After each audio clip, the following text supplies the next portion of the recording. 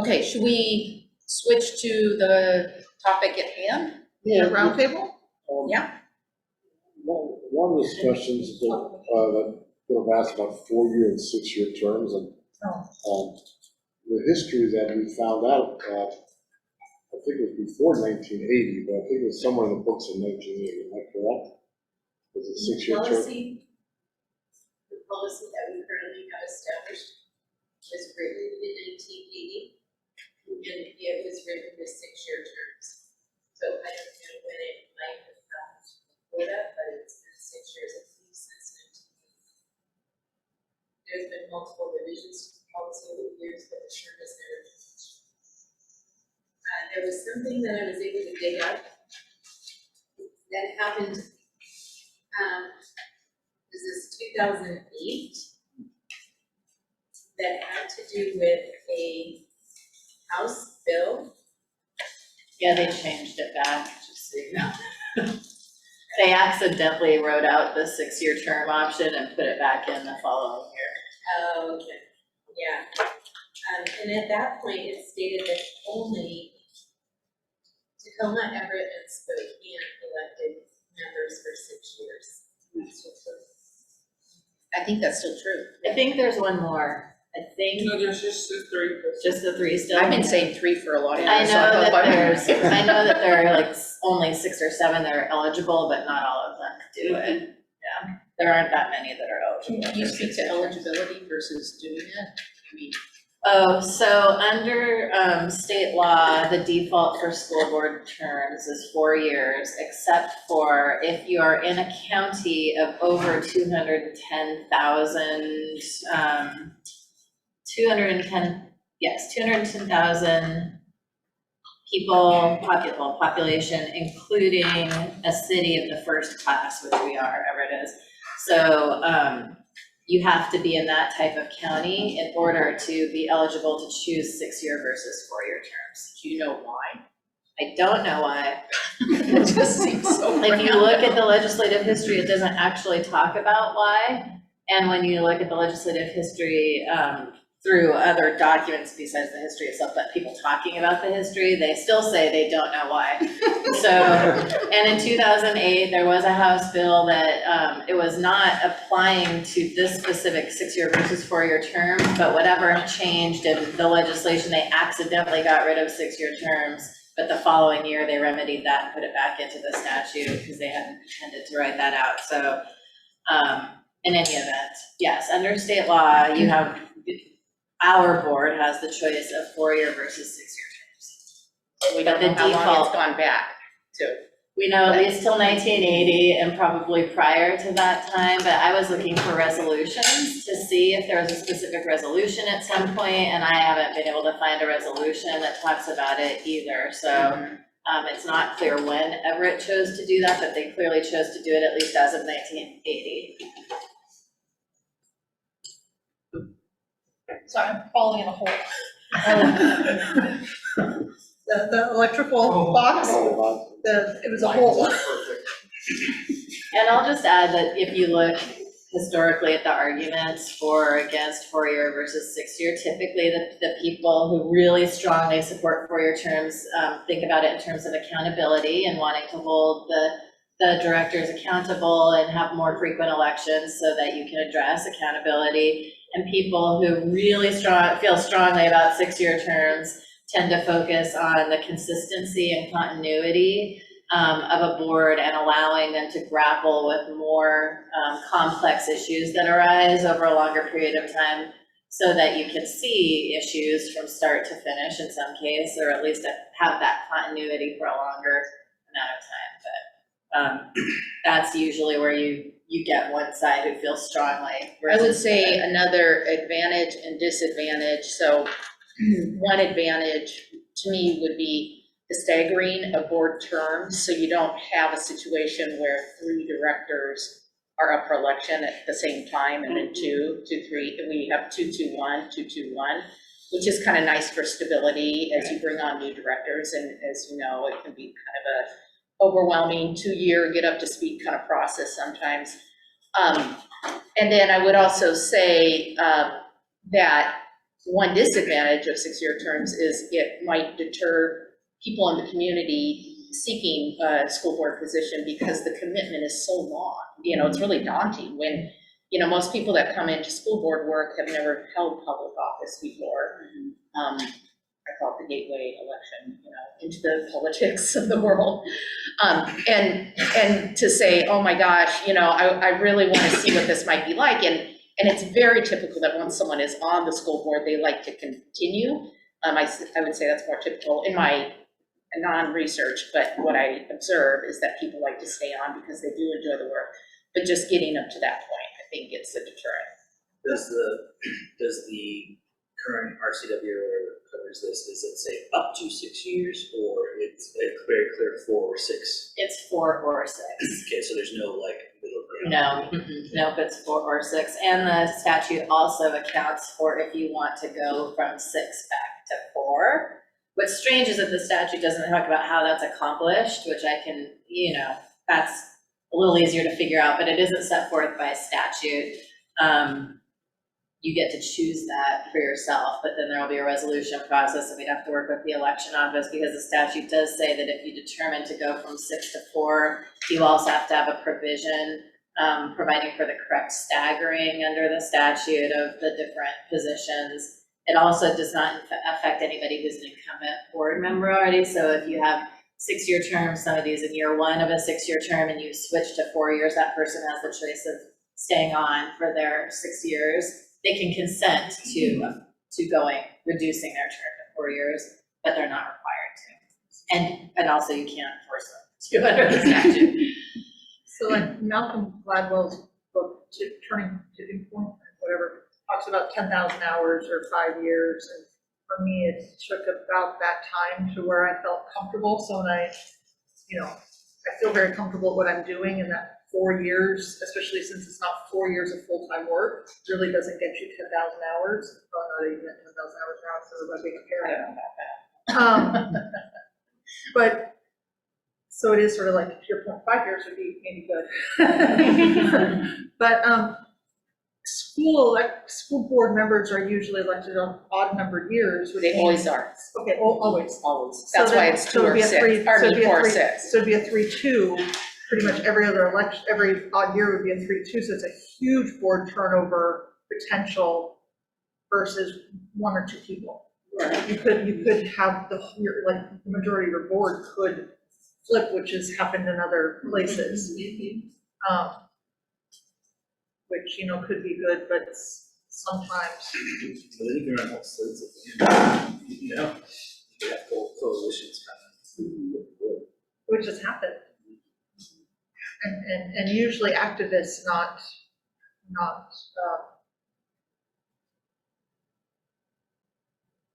different reasons.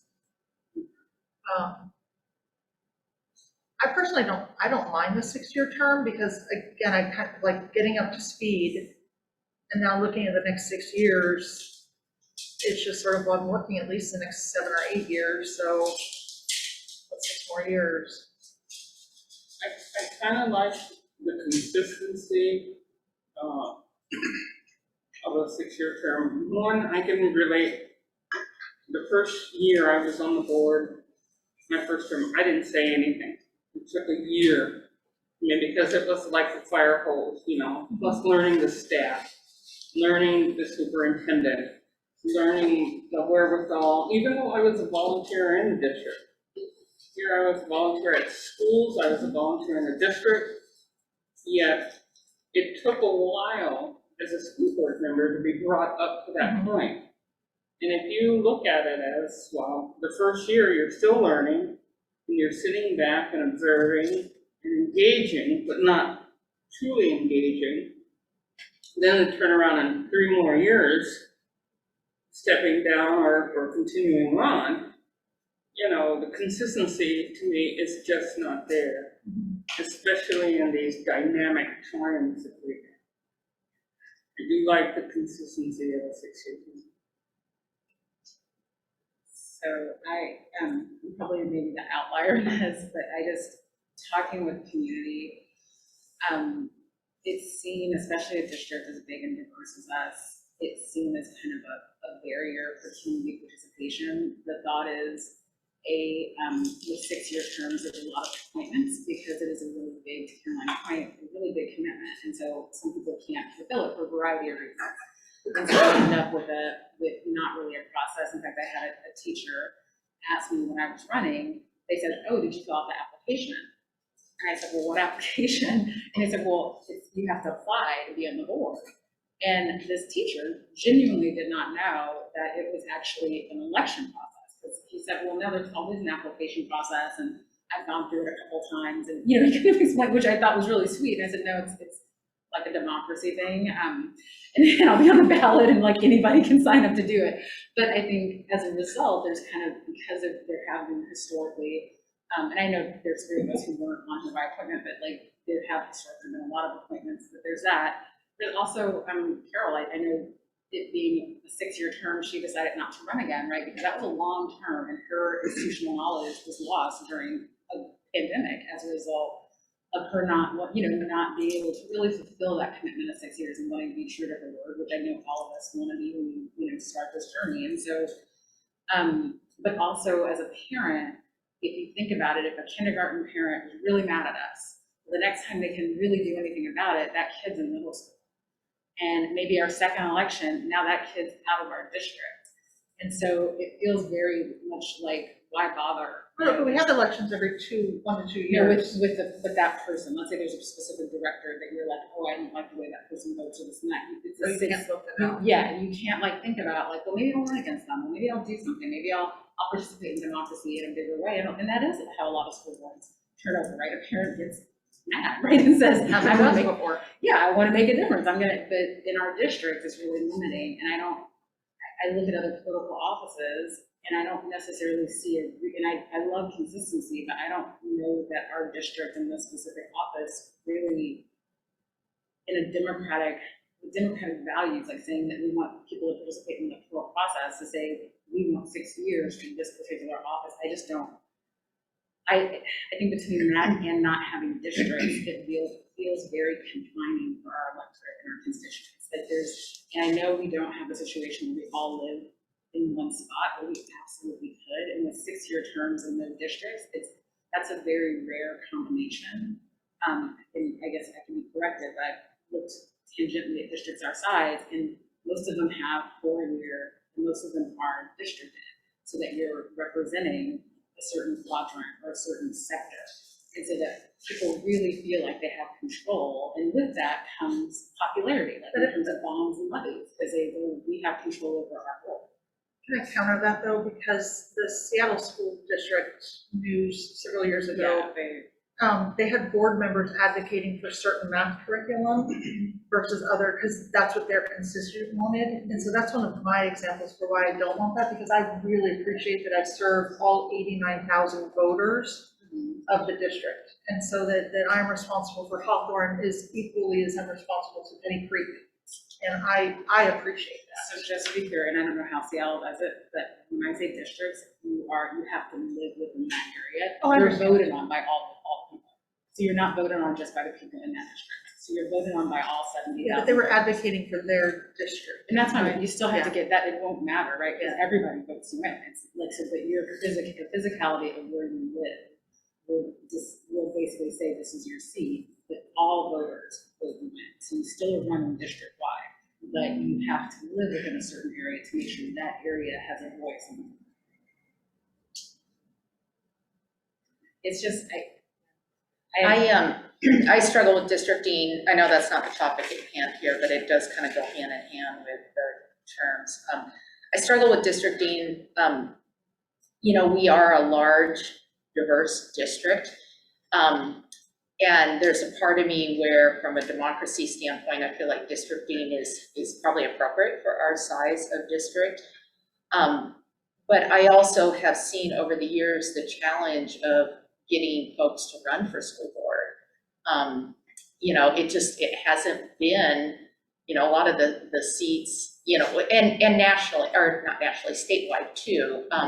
A lot of them just go completely uncontested. Now in our district, that's not the case, but it's not it's hard to get people to run. So I I think I would approach it more from I struggle with the fact that we are one of 3 districts in the state of Washington that has 6-year terms.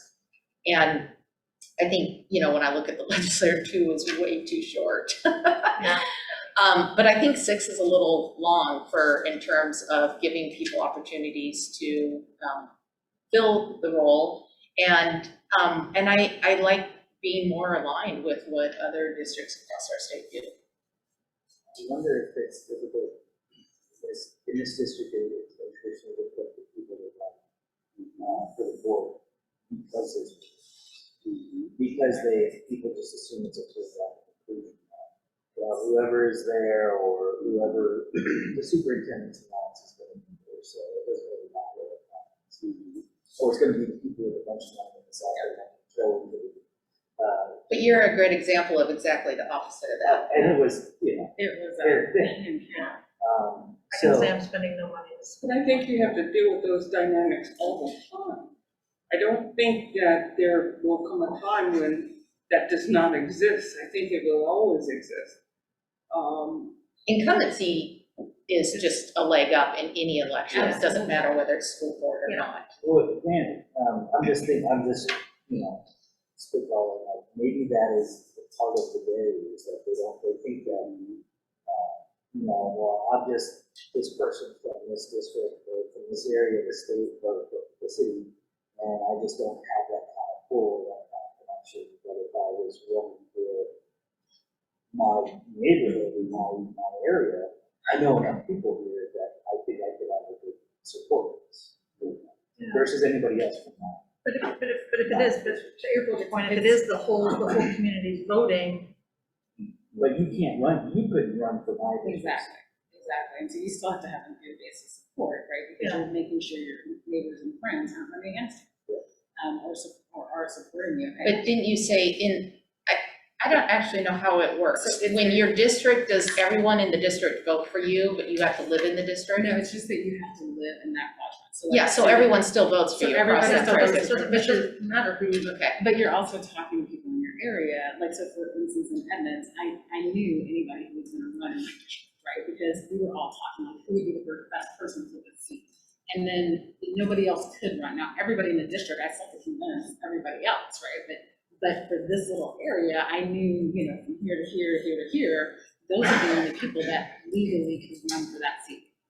And I think, but I guess for me, it's all of it is a bigger question of representation, lived experience, and more voices at the table, and how do we get there? Because I think it is really valid that it is hard to get people to run for these positions.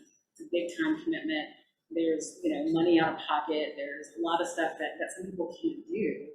And I think that if we allow for if we figure out how to get more voices to the table, it'll make us so much more successful. So we're going to hear from different people, hear from different areas, and then also just maybe get more of that grassroots community support for things that we want to do that require more voters in the future. So I don't see a downside to opening it up to more. Well, what about literally looking at people that added another seat or 2 or 4? So you can't do that under statute. By statute, you're a 5-member board. Only cities over 400,000 people are 7. So that's why you see 7 on Seattle.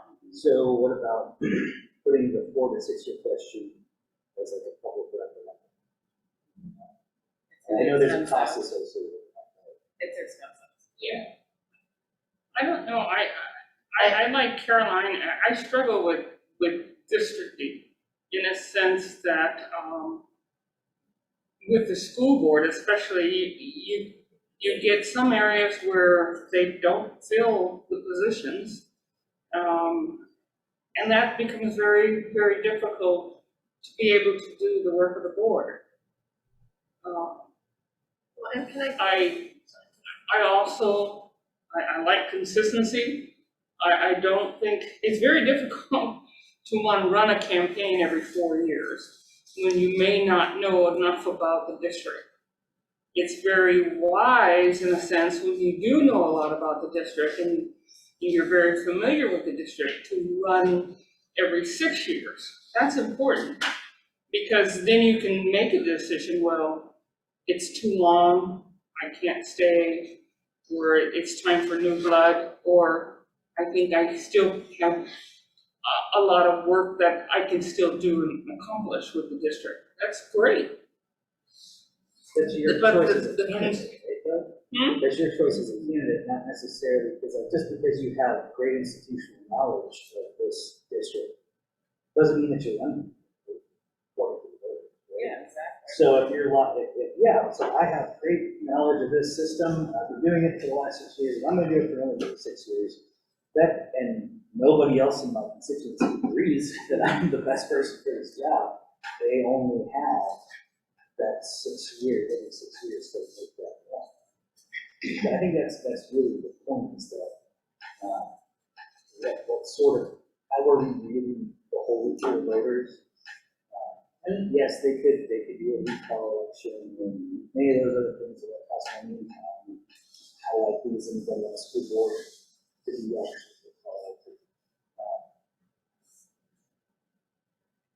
It works both ways too, is those who have been around a little bit longer, you can get a pretty disruptive director who doesn't want to collaborate and Yes. behaves in ways that are counterproductive as a team. And you get 6 years of them rather than, Yeah, you know. And we've had that. And you guys, but I Don't will go say- there. But We've that's had an, that. it's an example too, of what I've seen policy-wise, or not a lot, but some policies, I think were very reactive to that one director, right? It didn't look at the fact, it was like, well, let's just change our policy. Well, then what happens when folks come in like me and I go, why are we doing this? They're like, oh yeah, this person that you've never met, hasn't been around for 10 years, we did all these changes, and I'm going, that's probably not the best. Right? That's, kind of my point. It was probably both. There were probably some situations where it went a little too far in some areas where it enabled the board to tighten some policies that maybe And absolutely. needed Absolutely. more scrutiny. But I think that we shouldn't be afraid of our voters, right? We shouldn't, and as politicians, we should lean into the fact that we're politicians, we're voted in. It's not the bad word politician, but people, the only reason we're here is because we ran a campaign and people marked yes on a ballot. That's it. There's nothing, no other secret to the sauce. Somebody said yes to us being here as a voter, and my thought is, let's give them their democratic value, like being able to choose us every 4 years, like just about every board in this area, and just about every politician, other than our state senators. Every politician is running on a 2 to 4 year cycle. If you're in city council, if Peter was up there, he would be telling us about Charlotte City Council, they're on 2 year cycles. I can't fathom a city council being on 2 year cycles, God bless them. But that's, it's just, it's not, it's for a school district where we can literally time out our kids at a 12-year mark. For us to say we want 6 years as leaders, I just don't feel like that's fair to our constituents. And so that's kind of why I brought it up, and I would love to, I don't know how it works, but have a vote on a resolution or draft a resolution for us to vote on. And if it fails, it fails. But I think that for me, I would just feel, I could sleep at night knowing that at least we put it to a vote. And if we agree, great. And if we don't, then we'll just keep moving.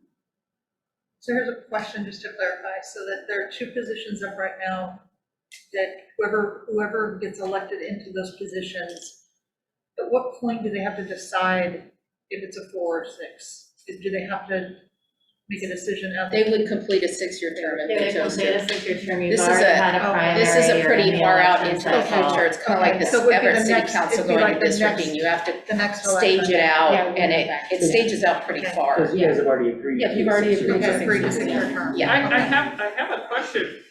What was the purpose of the topic coming on the agenda? Is to decide about 4 and 6 years. The question was asked. Today, you mean? Was it most of the board members, or was it a community No, concern? a few board members asked, and it's a good roundtable discussion, because if 2 people are asking, 3 people are asking, it's just a good conversation to have. It's a roundtable. Okay, So this is just a roundtable. but it wasn't discussion. the community asking the question? Oh, there were community members. Oh, I've had community members. Yeah, I haven't heard it, but you guys would I haven't have. heard it. And Oh, but I don't- was it a large enough group? Because there's always there's always that group that no matter what you do on the board, they are 180 out of it. Was it a large enough group of concerned individuals that asked the question, why are your terms 6 years versus 4? I don't have that answer. I think the only answers I have today is one, something I've asked here. And also there's 3 districts that have, there's only 3 that are 6 years, and that's why. But I think we've had good discussion today. You have point taken by both, consistency and also opportunity. So this is why you have roundtable. It's not a board, it's not a vote today or resolution at this moment. It's roundtable discussion. Okay. And I'm pretty sure that it was legal and I have brought this up. Because of, and I'm of 2 minds about it, I can see both sides of it. That's why for me, I would lean towards more a referendum. Let the community decide what we do, as opposed to us making this decision. Because I don't know that there's any one right or wrong. So I don't have a way to do the calculus of what benefits outweigh what. Because I just wonder how many, and that's where I don't know the data, because I was really expecting a lot more people potentially to run this year. And I don't know that 6 years is what kept them away. I don't know that not being a district person kept them away. I can't say that that is fact. And yes, there's only 3, but there's a lot of positions that are, not a lot, there's senators that are 6 years, but, I don't know, but I think to your point, if 4 is the standard and 4 gives more opportunity, then maybe 4 is a different way to go. And if you look at qualitative and quantitative, and I think our board is, as I use as an example, I think sometimes you're quantitative and sometimes qualitative. Yeah. You agree with that when we talk about certain things? But I think when you talk about the national norm right now, is when you don't have a lot of people running against you, means that the public thinks the board is doing a good job. That's a national norm. There's also a national norm, I was telling Caroline this, is that most of your elections in school boards have been bipartisan for years. Now they're becoming R&D in our nation, which has never happened. If you look back in time, and that is a study by AASA. For the past 100 years, they've been bipartisan. Now they become DNR.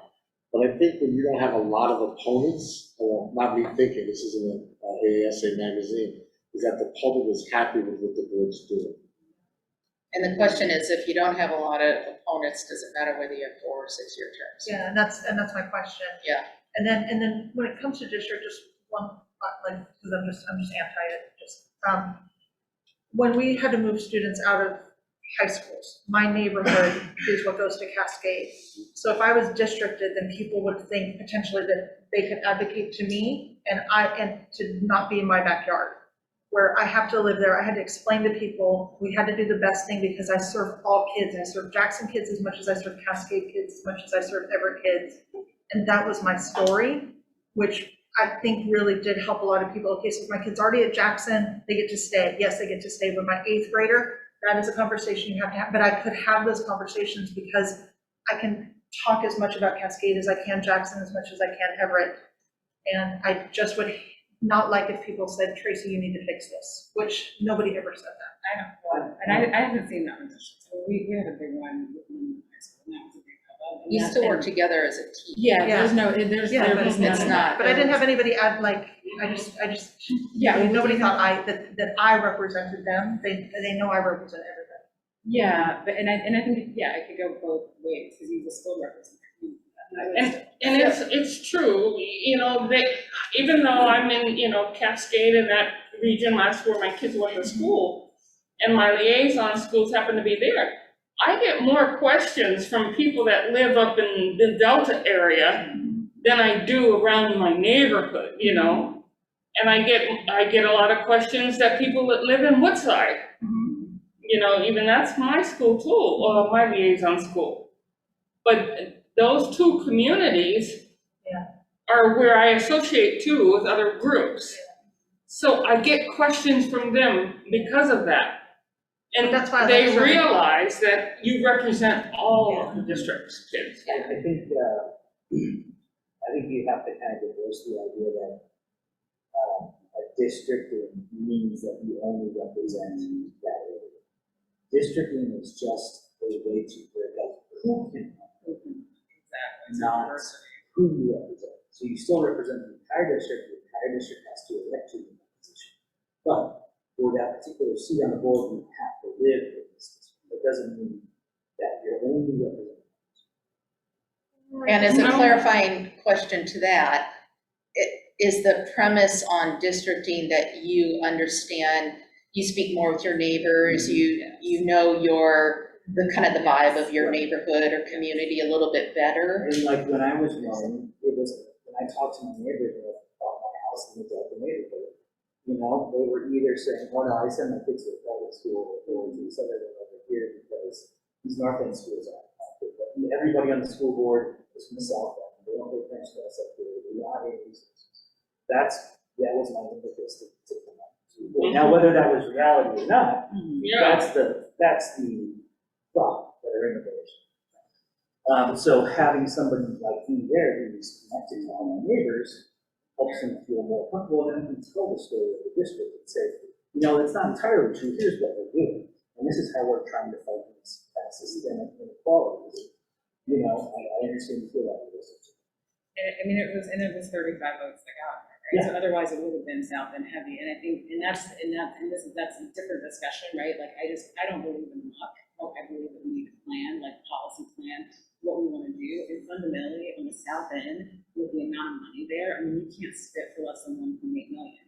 You're gonna get to a point where people are gonna understand, and like to Ian's point about the polarization of school boards, they're gonna understand that they can basically throw, it costs less than $5,000 to get on this board in terms of, you know, running a campaign and doing X, Y, and Z, and you're gonna have a lot more South End parents with that type of funding to do that, especially if there's an agenda. And so when you have districts, it allows for the lived experience and the geographic diversity to be on your board, independent of where the money center of your district is. And right now, the money center is south. It's North Everett is still holding its own.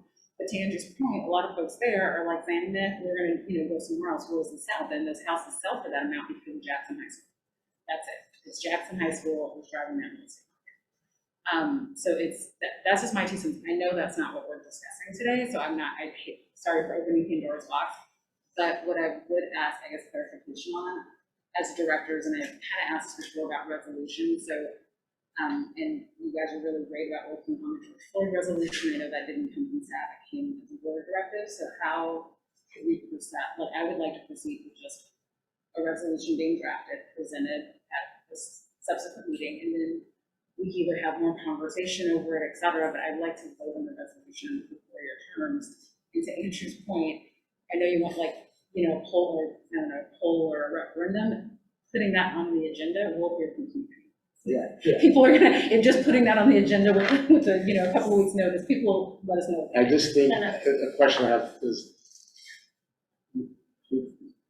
so that, it's after this election too, I don't want to get confused, right? We have an election going on right now for their 6-year term, so I don't want to confuse the public thinking, okay, we have candidates running, they're for 6 years.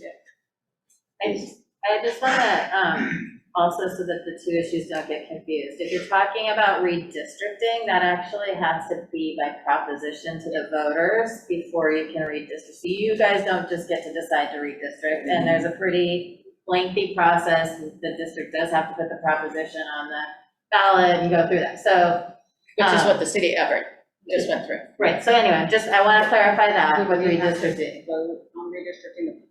Yes, you would have to vote on it, then you would have to say that you want to do that, put the proposition on the ballot, and then we go through all of that process. With the terms for 6-year terms, it's actually up to the board to decide for 6-year terms. You do that through resolution. I do need to know from our office of the Snohomish County Office of Elections if there's something more that they need for that process, but they're 2 different processes. Now, Andrew, you had mentioned a referendum, which is an entirely different thing. Yeah, it's an entirely different thing, and that's putting it to the Voters, voters. And I don't know if that's an option we have for the 4 to 6 year. technically, it's like I said, the statute doesn't actually talk about what you can and can't do and that in terms of that, but it is actually up to the board to make that So determination. we could say, you know. It would be like an A advisory, non-binding referendum or a non-binding proposition, and we should have to a voters. but it's expensive.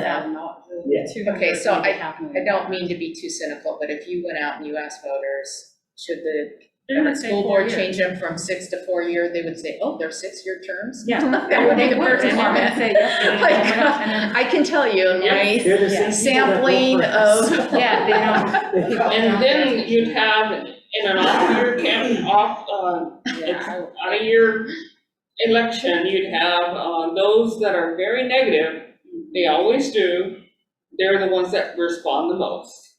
So why don't we do this? Why So the don't we ones say, Don't care. since we have this election coming up, why don't we say we start drafting a resolution to be, put at like a late November meeting, right?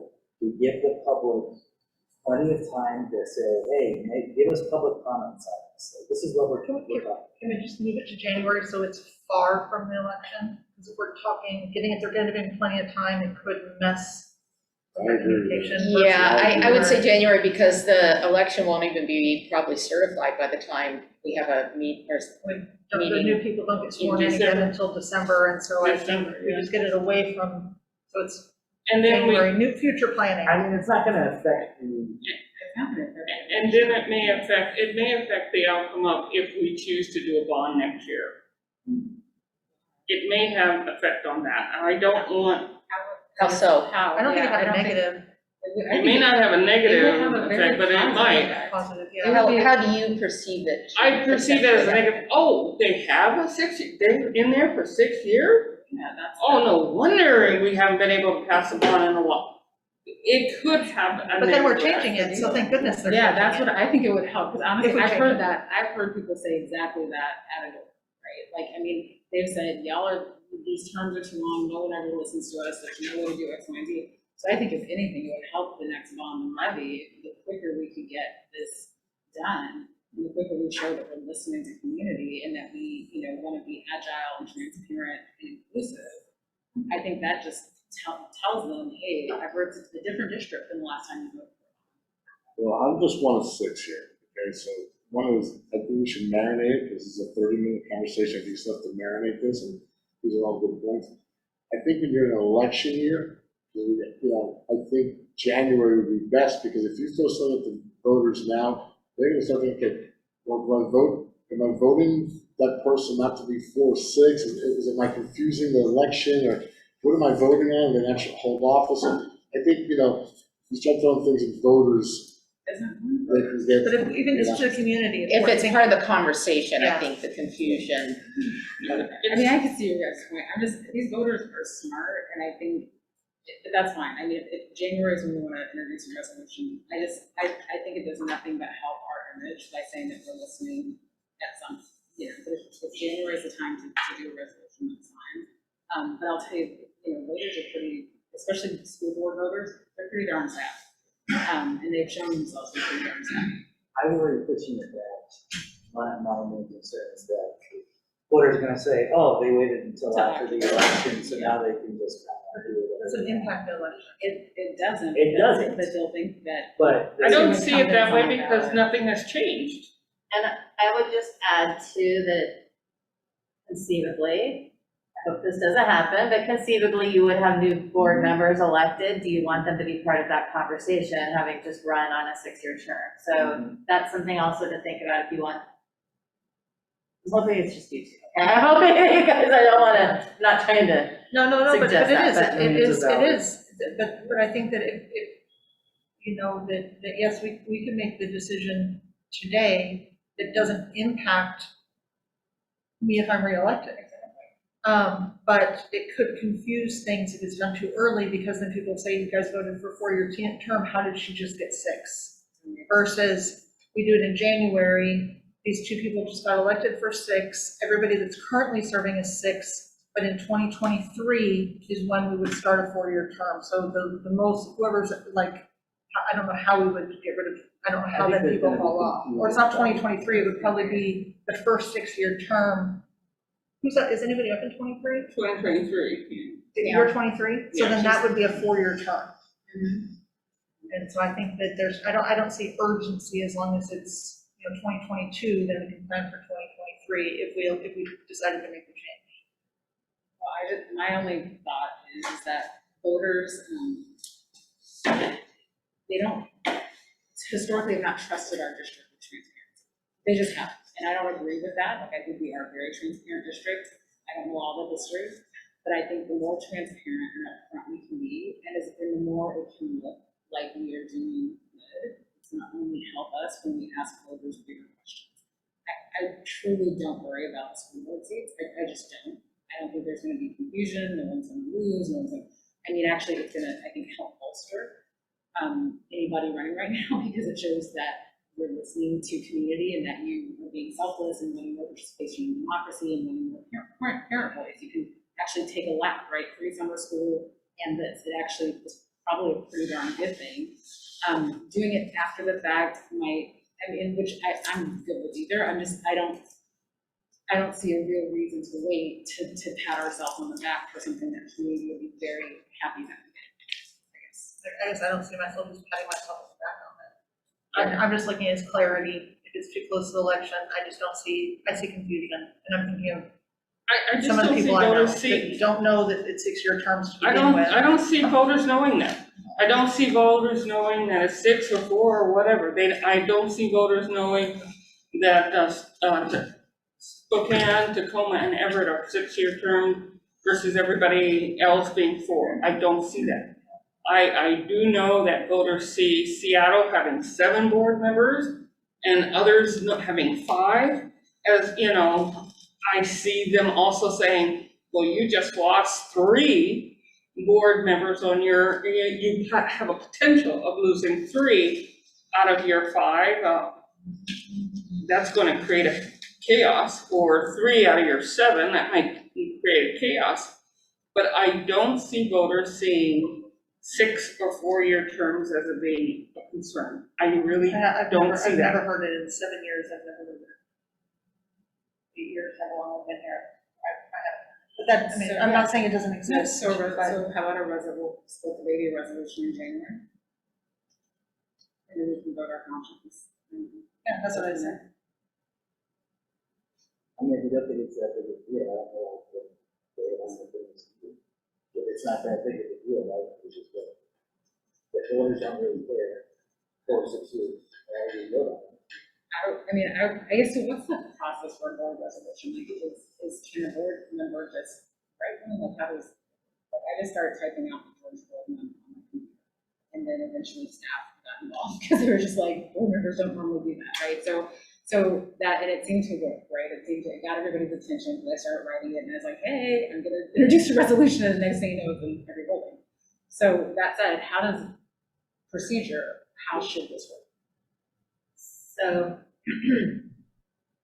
I want to clarify that even though I'm counsel, I'm not giving legal advice here, okay? I just want to clarify that, just part of the discussion. But typically, if it was a resolution that pertained to a particular department, that would go, and the board wanted that to be done, then that request would be made to the particular department. And something like this, if one of you wants to introduce your own resolution, you can ask for it to be added to the agenda, and you can introduce your own resolution. So we would write it ourselves. You could, or you could ask for assistance in writing it. Well, you'd want legal review on it, wouldn't you?